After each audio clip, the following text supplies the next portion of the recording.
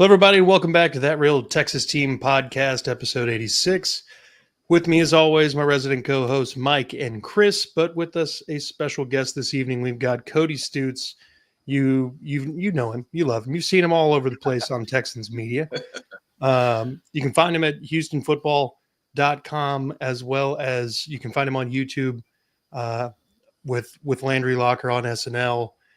Probably two of the best sports-related talking heads on YouTube, period. I mean, honestly, you guys have some pretty solid chemistry. You're too kind. You're too kind. The check is already cleared, so you don't have to keep saying these nice things. I know you got your money for saying all the nice things, but no, I appreciate you guys having me on. And it's football season. Like you could smell football season in the air. Yes, the food that you get from the drive-through that typically doesn't taste very good tastes a little bit better. Your significant other looks a little bit nicer. It's football season. That's right. Yes, it is. Yes, it is.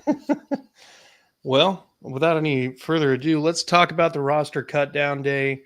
It's come and gone. Practice squad players have been signed. So obviously the biggest news coming out of the last couple of days is Joe Mixon and his being put on the short-term IR. So, Cody, what are your immediate thoughts, and what should Texans fans kind of really have in store for Joe Mixon? I mean, you have to understand that the possibility that Joe Mixon does not play football this season is real. There is a chance Joe Mixon misses the entire season. When you ask the general manager and you ask the head coach, is he going to play this year? And they can't definitively say, yes, at some point he's going to play, then the chance that he misses the entirety of the season certainly exists. And that's something that's very scary for this Texans team, because the committee that they put together could and should hold them over for a little bit, but you cannot go where you want to go as an organization with this running back committee that they have. A lot of the high-end prediction of what the Texans could do was predicated on Joe Mixon playing this season. Yeah. And if he misses the back part of the season, if he's not available for the playoffs, it's going to be very difficult to go where they want to go. He's missing at least 4 games, obviously. And then when you apply logic to the scenario, he can't practice. So he's on the non-football injury list, which is a little bit different than short-term IR. He cannot practice in those 4 weeks at any point. So at earliest, he's practicing the week of the Ravens game. Then they have a bye week. I mean, you're really going to get him ramped up in less than 1 week for the Ravens? When he hasn't practiced at all in this system, he hasn't practiced with these teammates at all, because he wasn't at OTAs. He wasn't at minicamp. So let's just call that a week of practice. Then he's got the bye week. Then probably another week of practice to get back in the groove for Seattle. Then probably another week of practice. Maybe you get him at home, San Fran, 3 straight home games. But that feels like kind of a best-case scenario at this point. They're very secretive with this. Nobody knows what exactly happens to cause the injury for Joe Mixon. It happened away from the facility. That's why he's on the non-football injury list. So it is a precarious spot to be in, because the top end of this Texans season, when you thought about it, included a healthy Joe Mixon at some point, and he's not going to be healthy anytime soon. Damn. Sorry to start with the bad news, fellas. Well, look, you got to rip the Band-Aid You just off. took all the air out. Just all of it. You got to rip that thing off. Let it breathe. You know, you don't want to let it fester and get infected. So obviously we're looking at a Nick Chubb that is not Nick Chubb of old. No. And we're looking at a Dameon Pierce who's in his 3rd offensive system since he's joined the Texans. What kind of confidence level do we actually have out of these guys? I would tell you that a Joe Mixon-less backfield, I feel a little bit better now than I did when training camp got going, for a variety of reasons. One, Nick Chubb kind of figured it out as training camp went on. He worked into the form that we see him in now, where, look, he's not going to be Cleveland Nick Chubb. Get that out of your brain. But can he still be an effective running back? Yes, he can. He is a load to tackle. These guys do not have an easy time tackling him. He showed that in the preseason game against the Carolina Panthers. And then joint practice against the Lions, he was popping pads. I mean, they were not having a fun time, simulating tackling. Chubb. So he's kind of the hammer. Everybody's got a role in this running back committee. He's the hammer. Dameon Pierce is going to be a guy that gives you a little bit different. He's not quite the hammer that Chubb is, but he's got a little bit more agility. And the way that they talk about Dameon Pierce, Nick Caley specifically, it feels like they believe he can be successful in this style of offense. Nick Caley talked about how much he liked Pierce when he was still in New England and Pierce was coming out of Florida. So I do wonder if they feel like he's a proven commodity from the rookie year and they can replicate some of that with Dameon Pierce. So that's your 1-2. And then you sprinkle in Woody Marks and Daria Gumbawale as needed. And I tell you what, I was of the mind that Woody Marks was very much third down back, pass catching back. He's done a really nice job in the preseason showing more. His ability to go horizontal with the football in his hands and set things up with juke moves, it's gotten better and better, and he has continuously built towards a situation where you're going to want to put him on the field, and you hope that, if Mixon is out for a very long time, you hope that Woody Marks starts forcing his way onto the field a little bit more. So, again, it's a committee that should be okay for a decent amount of time. I don't want to go a whole season with this crew, but can you get through 8 games, 7 games with them, and maybe, just maybe, Joe Mixon's back and he can run it. He can really hit the accelerator to the back end of the season? Yeah, I think you can. And, of course, the scary part about this is Nick Chubb's got an injury history. Obviously, the knee 2 years ago, coming back from the knee last year. He had a foot injury to end the season last year. Dameon Pierce has been hurt for 2 straight seasons. So, you could be here in week 3, week 4, and it's Woody Marks, Daria Gumbawale, and Jawar Jordan getting promoted off the practice squad. That's not a running back committee I want to see. Oof. You were selling me on this when you went there. You were selling me. I was like, you know what? I could see a little bit of Kyron Williams in Dameon Pierce's running style. You might be able to sell me on it, but then you went to that practice squad guys. Well, you have to think about the fact that Chubb has not been healthy for 2 seasons and Pierce hasn't been healthy for 2 seasons. So that has to be in your thought process, in your way of thinking. But you do have Woody Marks. Like, you have a highly thought of rookie running back, one of my favorite running backs in this past draft. Now, would I have drafted him in the 4th round? Probably not, but you had to get somebody out of this running back group that was a very deep running back group. I mean, there are some years where Woody Marks would have been a 3rd-round pick and easily been a 3rd-round pick. It just so happened to be a pretty deep class this year, and he's sitting there in the middle of the 4th round when the Texans pick him. So I like that, if he has a few weeks to kind of settle in, maybe he can give you a little bit more than what you were initially expecting out of a 4th-round rookie. I mean, we watched it last year with Bucky Irving. Bucky Irving was thought to be a smaller, one-trick pony type of guy. And next thing you know, he's kicking ass for the Tampa Bay Buccaneers. So, that exists in the range of outcomes. Yeah. There's the good news for you. Hey, maybe you got this year's Bucky Irving. Like, that'd be nice. Yeah, that would be. I'll forget all about Joe Mixon's messed up injury if you got this year's Bucky Irving. Yeah, that'd be real nice. Brandon says Mixon hurt his foot kicking Kenyon Green and Shaq Mason off the line.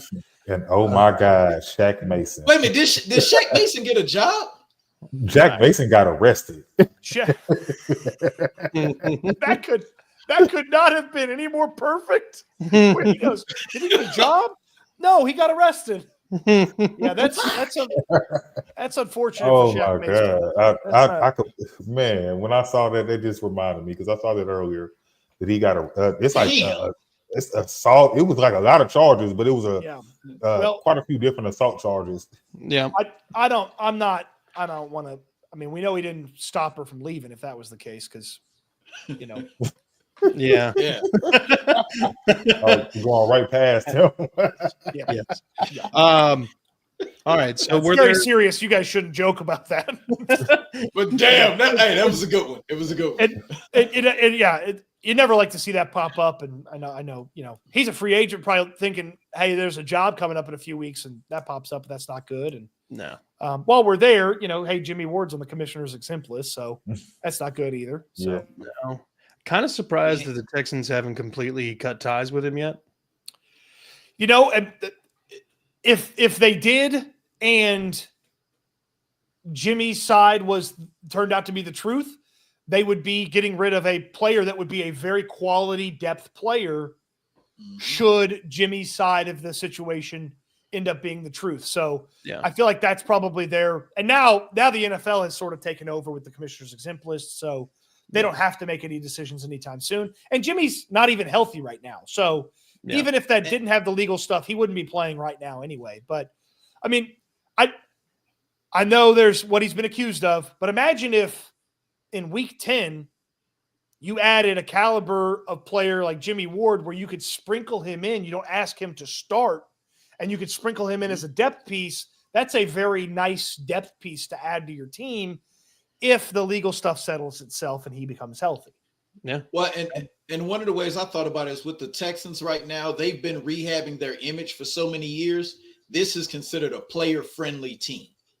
So the fact that they're letting it play out without immediately cutting him as soon as they hear about it, it makes us look a little good in some people's eyes. Well, there was a time where if you had any sort of legal issue, the Texans were not want you associate.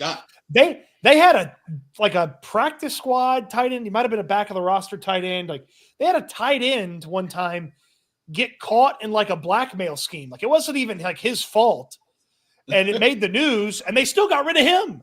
Like it happened to him. It made the news negatively, and they got rid of him. So there's a little bit more gray area. Look, if the legal process plays out in a negative way for Jimmy Ward, he's not going to be on the team. They'll move on.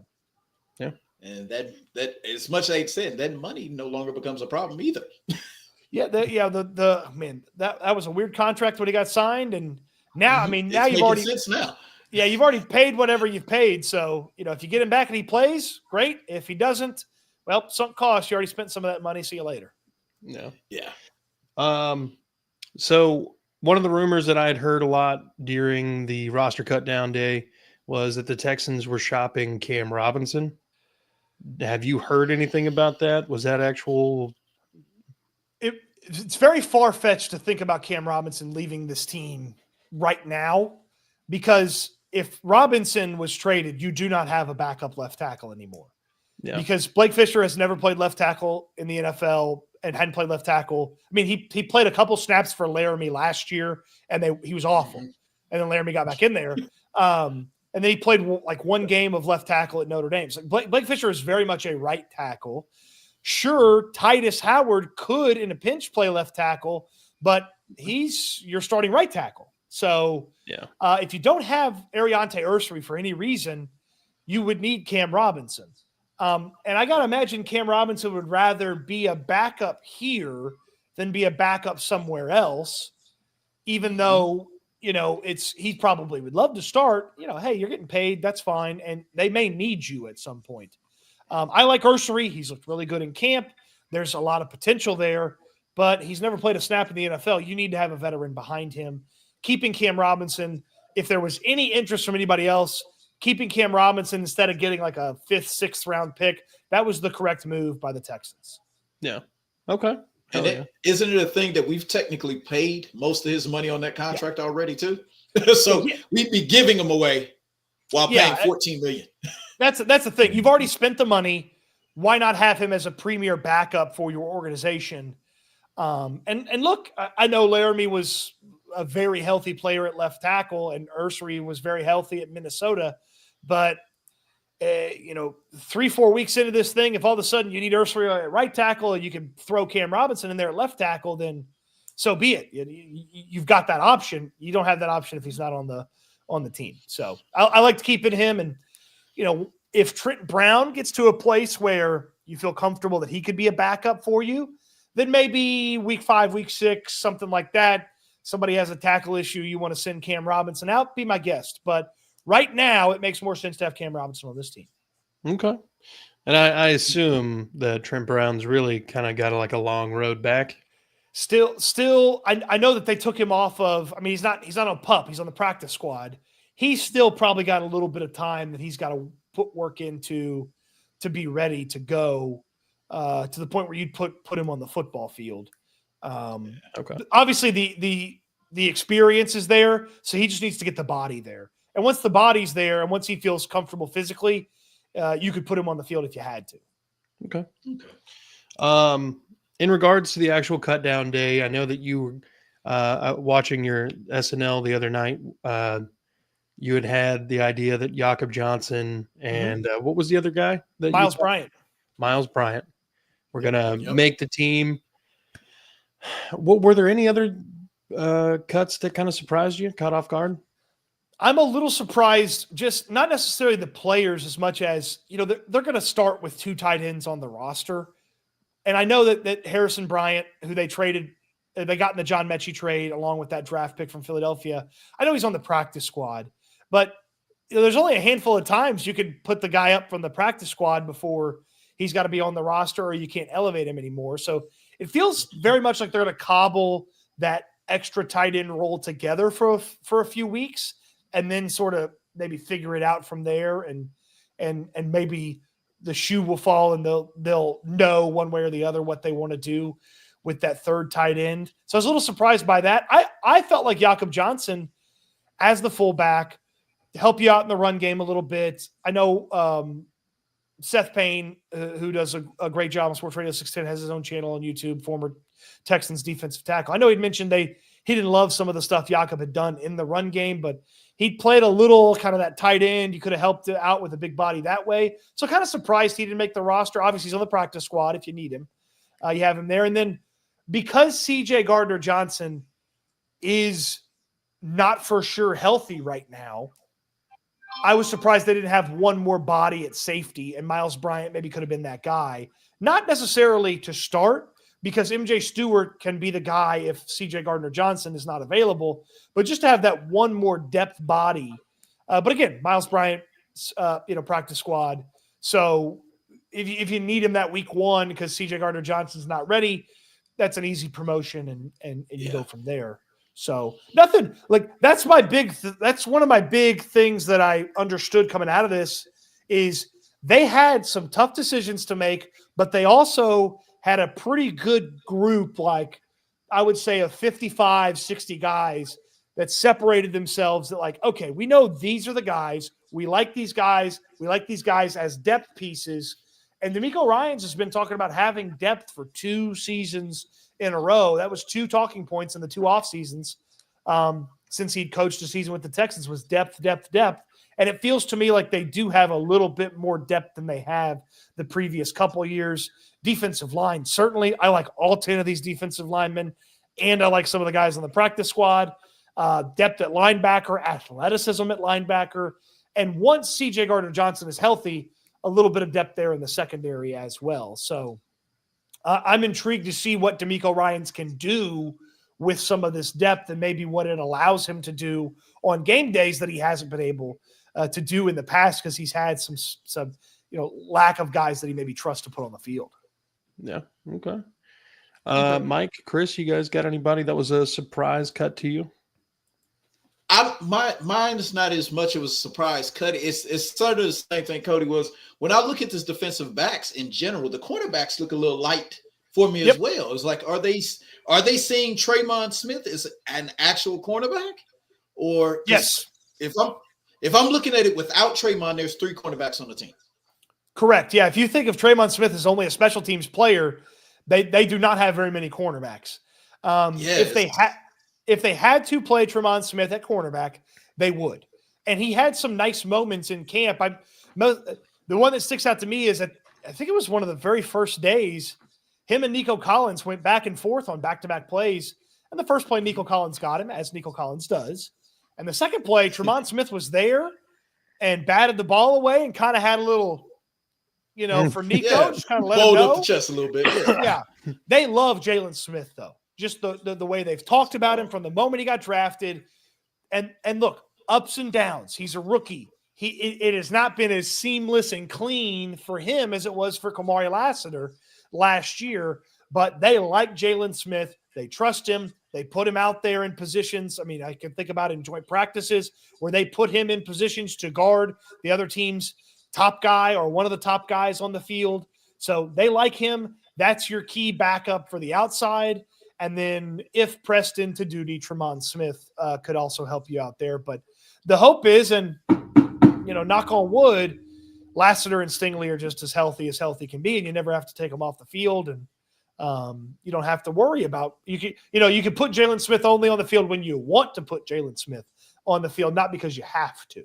Yeah, and that's where I was seeing it between Arnett and D'Angelo Ross. I was like, neither one of these guys who are true veterans really out. He just didn't.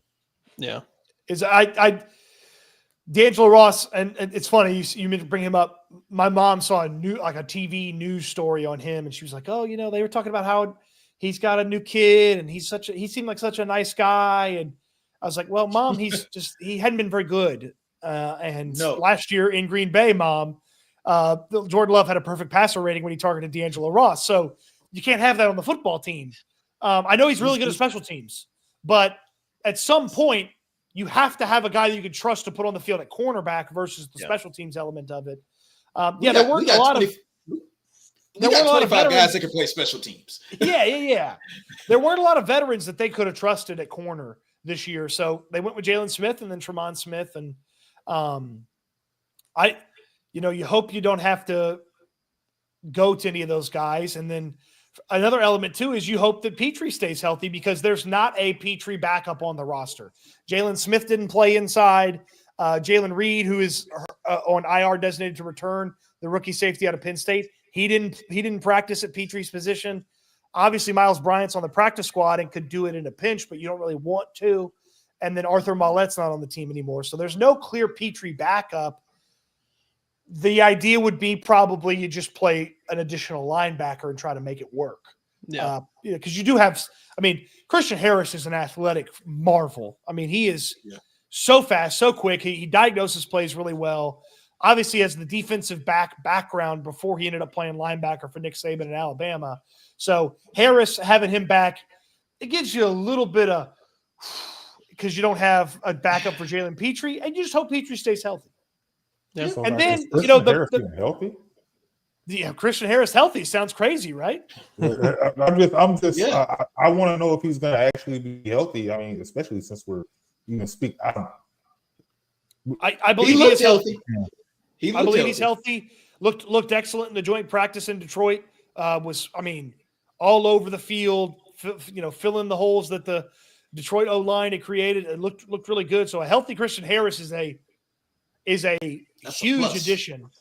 Think about how good he was at the end of 2023. If you add that player to what the defense was last year, they are really fun. Yeah. So we waited on him all season. All season. It sounds oddly familiar to the Joe Mixon thing, huh? So Christian Harris from last year, Joe Mixon this year. A little nervous. Yeah. So, yeah. Oh, yeah, that's another perfect incidence of just guarding the injury. Sure. With just all the secrets. Were there any guys that didn't make the practice squad that you were hoping would be on the practice squad? No, most of my favorites made it. I like this practice squad a lot. I like that this practice squad is primarily and even Jared Wayne had been in camp. This practice squad is composed of players that spent part of the summer with the Texans. And you don't always see that. And it goes to show you that they really like a lot of these guys, to have everybody have spent time with the team here in training camp, be on the practice squad. I do really like Junior Tafuna, defensive tackle out of Utah. It's an undrafted free agent. Not room for him this year because of how well some of the guys have played and just how old that room is. But Tim Settle's in the final year of his contract. Foley Fatukasi is a one-year deal. Sheldon Rankins is a one-year deal. And you could easily see where Tafuna gets a year of seasoning and is a factor defensive tackle next year. Or if somebody's hurt, you promote him from the practice squad. They like Jalen Thomas a lot as a depth guard piece. He got better as camp went on. Solomon Byrd is a depth defensive end. I like Solomon Byrd a lot. He started real hot in camp and then kind of cooled off, but there's a little something there with the Birdman. And I mean, I'll go down with the ship. I really like Jackson Woodard, the linebacker from UNLV. I don't know that he's shown a ton to this point, but he's a Mountain West Defensive Player of the Year. He's fairly athletic, though not super fast, but he's fairly athletic, and he can even rush the passer a little bit if you needed him to from that linebacker spot. So I like a lot of these practice squad guys, and the hope is that maybe they develop into a depth piece next year because they've been around the organization for a year. You really don't want to dip into the practice squad. You want the guys on your roster to take care of the business. So I like this practice squad, and I'm not lamenting the loss of anybody to another team. Okay. With my feelings would have been hurt if British would have left. If British would have left, my feelings would have been hurt. Oh, yeah. No, my feelings would have been hurt. Seems like a great dude, great story. When he hurt his knee in North Carolina, he's laying in the hospital bed. Mac Brown comes to see him, and he tells Mac Brown, "I'm coming back next year, and I'm gonna help you out here at North Carolina." And Mac Brown was like, "Okay," and he rehabbed his ass off, came back, a special teams player, backup running back for them, and then back-to-back years he's clawed his way onto the roster. And I know his position is listed as running back. This is the most he's a special teams player guy on the entire roster. Like, I might as well put him in the specialist group with the kicker, punter, and long snapper. Like, I know he has a position that's called running back, but they might as well just put ST next to him because that's what he's really on the team for. Okay. So obviously one of the biggest narratives coming into the offseason, and now we're coming out of training camp and preseason, is the offensive line. Mm-hmm. Have you seen enough to feel at least more confident about this group than maybe last year? Well, hell, they were the 31st worst offensive line in football. There's only one more spot that can go down. So they should go up. Here's what I do like about this offensive line. It looks more physically imposing. They look like a larger, stronger offensive line. When you look at the five guys lined up, they look stronger than last year's group. So I like that element about them. They feel pretty mean. Like they're playing to the echo of the whistle. They're trying to move guys out of the way. They're trying to be physical with the pass rushers and the defensive linemen. So I like that. I like what I've observed from Cole Popovich coaching them, the offensive line coach, and they're saying all of the right things. Now, does it always look great in practice? No, but you're going against one of the best defensive lines in football in practice. When the Panthers were in town, they were moving some bodies against the Panthers. They were moving guys out of the way, and that's not a good defensive line. Now, Detroit, pretty good defensive line, had some issues early in the joint practice, got things going later in the joint practice. So there's enough there from an option standpoint that they should be able to cobble together consistently five guys that they feel pretty good about. And then the offense, the way they run the offense has to support these guys. You cannot have these long drops. You cannot have these, these outside zone runs where the guys aren't capable of getting to where they need to get to open the lanes up. Like, you got to get rid of the ball quick. You got to be powerful and get the running back into the hole and get them running downhill as fast as you can. Like, this is not a talented offensive line. So you've got to support them with the way that you operate the offense. And CJ Stroud's mentioned that a handful of times, which is really good to hear because that means Nick Caley, the offensive coordinator, is aware of that. And that may be how they're going to be able to operate from time to time. And then, you get rid of the ball quick and you get some of this short stuff going. Then the next thing you know, CJ's pulling the ball back on a play action. You got a nice long developing play. Oh, man, there's Nico Collins, 75 to the house, just like they did against the Bills last year to start the game. Like, you work towards that. It felt like Bobby just wanted that all the time. Yeah. And they didn't operate like they had a bad offensive line last year. They operate like they've got question marks on the offensive line, which they do. Well, look, that's a definite step in the right direction. And it sounds like we finally have somebody calling plays who knows how to adjust in any way, shape, or form. Yeah, there won't be half times of nothing like there was from Bobby Slowick. I got a hunch that Nick Caley's a pretty smart guy. That was my preferred offensive coordinator for them to hire in the entire process. I like the background in New England. I like the background from where he was in college. Obviously, working with McVay last year and the previous year is great. So he's a real impressive guy so far, and I like what I've seen from the offense. And just hey, protect CJ, get rid of the ball, and then empower him and give him the tools to maximize what you do have from an offensive unit. Yes, sir. All right. We're getting close to that minute marker you were looking at. Give me a little bit more. I got a little bit more for you. What else you want to know? Come on. Throw him enough. I got another 5 for you. Okay. Fire away. Let's see. So if you had to like ceiling floor for the offensive line as far as like where they might rank at the end of the year. Good question. So I've said this a bunch of times. This season is not about how good the offensive line can be. That's not what this season is about. This season is about avoiding how bad they can be. You cannot replicate last year. You cannot have the offensive line be a net negative. So this season is about the floor of the offensive line, making sure that when they are bad, they're not horrific, terrible, awful, and allowing 40% pressure rate. Like, is there going to be a game where they're going to get their ass kicked? Yes, obviously. It might be week 1 against LA when they've got 4 on the defensive line. Like, it might be that. But there are going to be weeks where they are enough for this offense. And that is the big thing, is they have to be enough more often than not. And if they're enough, everything else should take care of itself. Like, obviously, the worst-case scenario is they suck again. Like, they're one of the 4 or 5 worst offensive lines. Best case scenario, like if they were the 19th best offensive line in football, like I'll sign up for that right now. Mm-hmm. Like if you were one of the 19 best offensive lines in football, sign me up right now for that. You can do some stuff with that. They were the 30th offensive line in football last year, 31st, however you want to phrase it or look at it, and they still won 10 football games, had moments where they could run the football, and there were still like flashes of like, ooh, there we go. Like 19th best, that's like 10 spots better. Like that'd be an amazing improvement.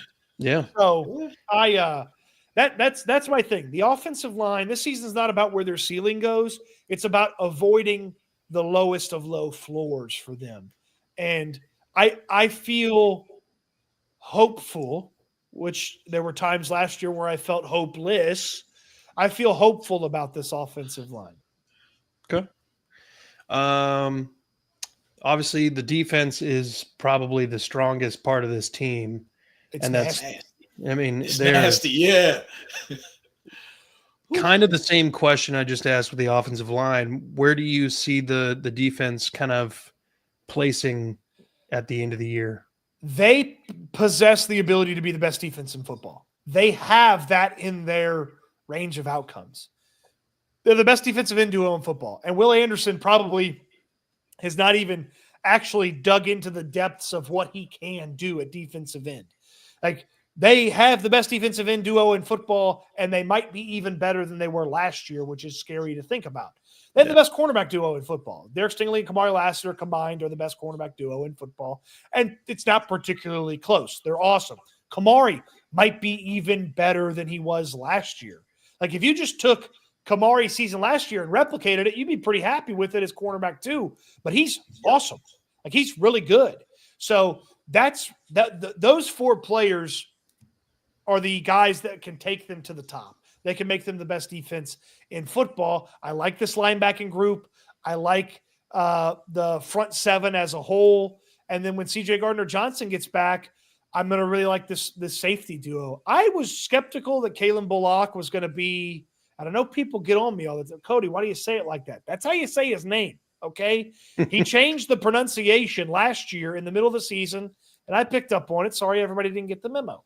I was a little skeptical about Bullock headed into this season, and then I watched him in training camp, and it's like he's Neo in the Matrix, and he sees the numbers on the screen before they happen, and the next thing you know, oh, there's Kalen Bullock, and he's got the football in his hands. And it's like, okay, that's like having him play center field and keep everything in front of him and then come make plays from that safety spot.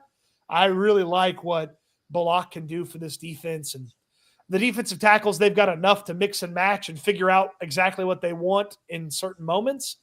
And the depth at defensive end is really fun too. Darrell Taylor was really good in training camp.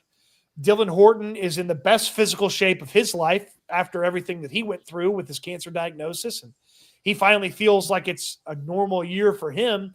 And then, you got old man strength Derek Barnett, who knows exactly what it takes to get to the top of the hill because he did it in Philadelphia. So I like this defense a lot. The ceiling is the best defense in football.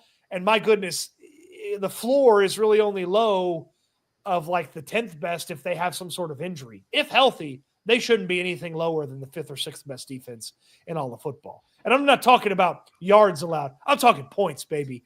Less than 20 points allowed this year per game. Only 6 teams did it last year. The Texans should do that this year. They are very good on defense with the potential to be regularly elite on defense. All right. This is the last question I've got for you. Sure. Let's just say, how many pieces away is the defense from having one of those like historically great defensive seasons? Like how many pieces away are we from an 85 Bears season? Ooh, Legion of Boom.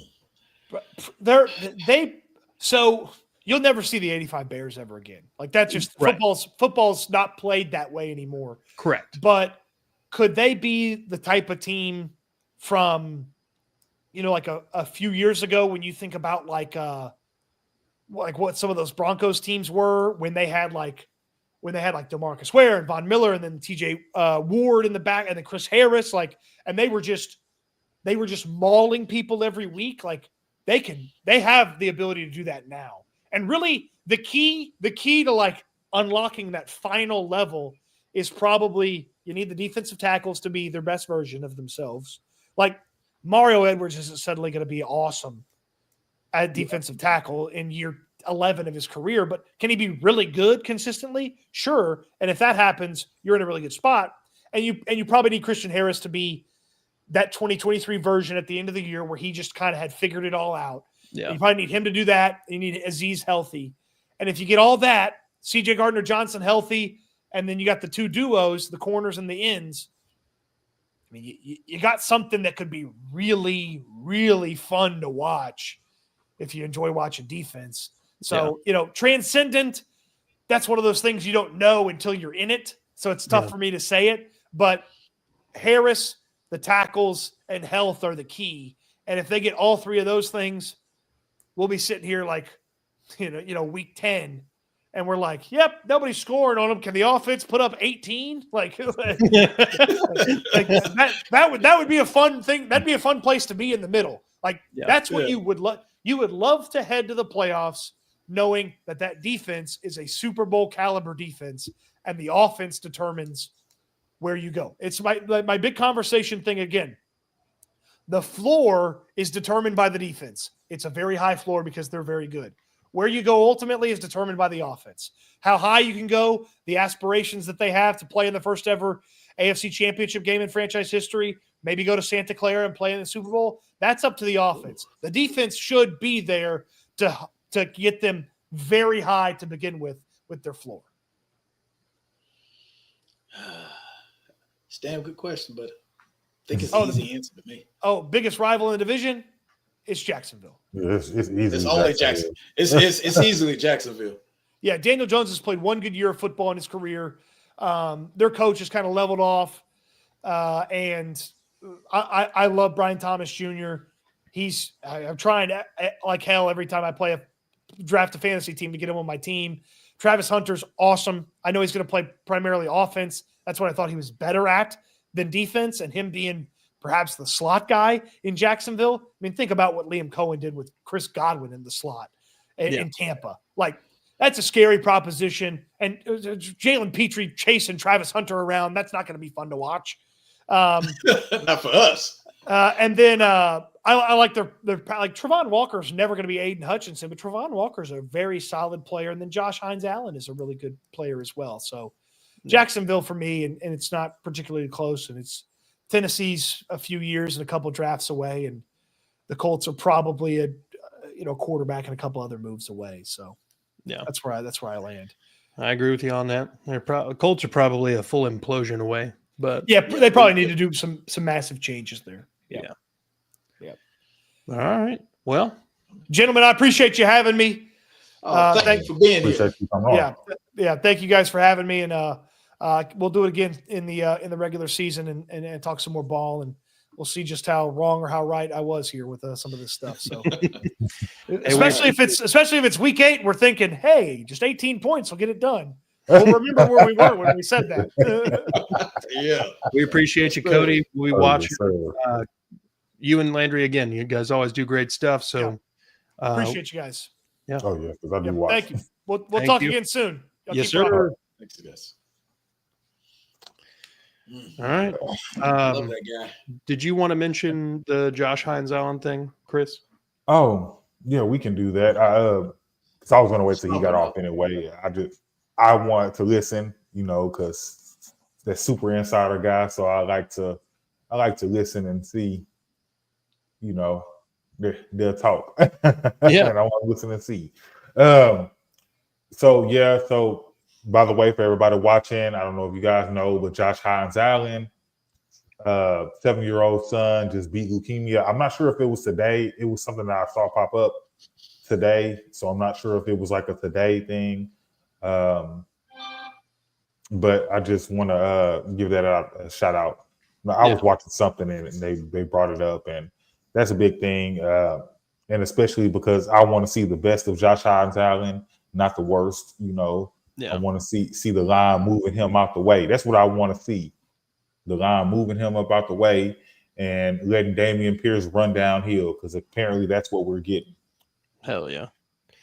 Travis Hunter having to tackle Dameon Pierce will be fun to watch. Hilarious. He says, if I'm going to IR, I'm taking you with me. It's pretty accurate. If Dameon Pierce could just be the level of aggression he had in 2022, I mean, we'd be cooking with gas. Let me ask you guys, if we got about 400 yards from Pierce, 400 from Chubb, and 300 to 400 between Woody and Dare, and then we're able to have Joe Mixon come back towards the end of the year and finish out the season fresh, how exciting would that be? It'd be pretty wild. I'm not gonna lie to you. Yeah, because that's a lot of yards. I was trying to do the math, and then you're like, then Mixon's gonna come back and just tear the meat off the bone. Well, no, it's about 1,100 yards without Mixon. Yeah, I mean that would be great to me. Yeah, I mean, for the hodgepodge kind of running back room we've got right now, yeah, I would not be upset with that at all. And I think that would put Dameon Pierce at 5th place all time in Texans rushing leaders. So, it's a contract year for that man. I like contract year for running backs because almost every time they show up. And if you want 1,000 yards from each, Blue Chew. Hell yeah, I'm gonna need it. Oh shit! Talk about running hard. Right? Yeah, shit. I mean, first of all, it's always a good time to have Cody Stoots on here. Probably one of the more knowledgeable guys in all of sports media. So just a huge get. Do you guys have anything else? Not really. I really came on here more to hear him talk, and there hasn't really been anything that happened. We snuck in the because I was going to bring up the Shaq Mason thing, but we already snuck that in. Yeah, I love it. That was like the most hilarious thing I probably saw today. But I don't understand how we keep trading away Austin Deculus. Bro, Nick Casario may not be able to draft offensive linemen, but he can sure as fuck trade them. Yeah, he can. Gosh. I'm pretty sure he's traded Deculus twice. Yeah. And he's had 4 contracts with us. Yeah. Austin Deculus has had 4 contracts with us, man. And the one thing I will say that God damn. Damn. That's crazy. I think Jalen Petrie actually is going to be an X factor for this team. Oh yeah, I think a lot of people a healthy him. Ugh. Yeah, you saw how it looked when he was gone. It wasn't bad. great. It was not great. There was a change. Of course, the defense was still good, but you remember how much mess they were talking about Jalen Petrie's coverage of tight ends? They're like, oh, it's not really that good. It's an optical illusion. It's not really great. And then he went out, and then we actually saw what not good looked like. Yeah. Oh, God. Petrie always is the X factor. Yeah. I think this year we're going to see a lot more targets his way when he's in the Petrie position. I think teams have seen enough film on him now to understand what they're doing with his role. I think the way that they counter that is not always using the Petrie position. Well, and the thing is, how you say that, I agree. And I agree to put your reason is, okay, I look to the right and I got Derek Stingley. Nah, fuck that. Look to, God damn, Kamari's over there? Well, shit, Petrie's the lesser of two evils. Yeah, like he just is. Yeah. He literally just is. It's not as if he plays bad. Bro, he's not Derek Stingley. He's not. He's not Kamari Lassiter. But Jalen Petrie gets paid like everybody else does. He's not out there. He's not out there playing touch football when everybody else is playing tackle. Yeah. So he's gonna have, knowing that they're gonna challenge you on a regular basis. You're gonna be the guy that they challenge. Yeah. Eat it up. 5 interceptions for Petrie. I can see it. Yeah. Wouldn't be the first time. It wouldn't be the first time. He's already done it before. It's true. Well, I think this is a good spot to go and wrap it up then, gentlemen. I want to thank you both for taking time out of your evenings. Folks, go ahead, head on over to Mass 3 Productions. Follow Mike, like all of Mike's pages, subscribe, the notification bell, all the button clicking. Do the same thing for Chris at That's Crazy Podcast and Talk, and do the same thing here on this channel as we are all trying to grow and get in front of new Texans fans like yourselves. So one quick way of doing the best fans. These are the best fans in America. And I'm not just saying that because I am one, but I honestly believe it. Yeah. I think the background is messing with your... I was just trying to see if I could kind of make it pop out. Do it. But yeah, we're at 304. Oh, come on. We're at 304 subscribers, and I'd like to see that number keep going as we're coming up on week 1, and it's going to be another great season for the Texans. So, folks, strap in for the long haul.